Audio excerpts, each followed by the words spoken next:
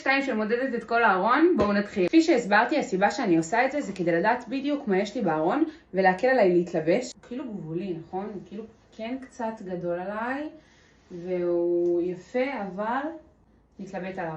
כדי להוביל לקניות חכמות וכדי לשמור על הארון שלכם מסודר, זה משהו שצריך לעשות פעם בחצי שנה. ולמדוד את כל הארון. אוי, יפה ובול הקיץ. המכנסיים האלו מאימי. המכנס הקודם מעונו. זה קצת קשה למדוד את כל הארון, אבל התוצאות שזה נותן הן מעולות. זה כמו לצאת לשופינג. אוי, מאלף.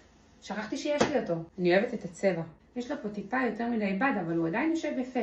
נשאר, הוא משיין. כל מה שלא יושב טוב, לא במידה, מוכתם, דאוי, קרוע, לא לבשתם כבר איזה 3 שנים, זו הזדמנות להוציא מהארון.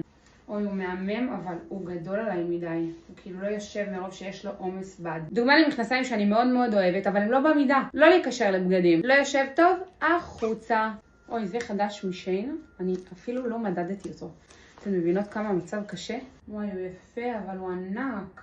אני נראית כאילו אני לובשת מצנח. מצד שני, זה מאוד טרנדי אצלכם הצעירות. בסרטון הקודם הסברתי שבגלל שאני לא לובשת פיג'מות בבית, אני אוהבת להתלבש יפה גם בבית, אבל זה יכול להיות בגדים שהם סבבה.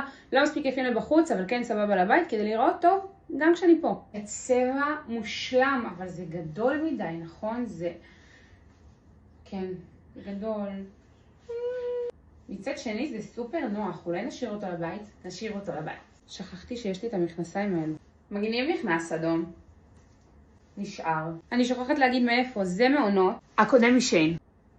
חמוד ממש. נשאר. סטודיו פאשה. בואו לחלק 3.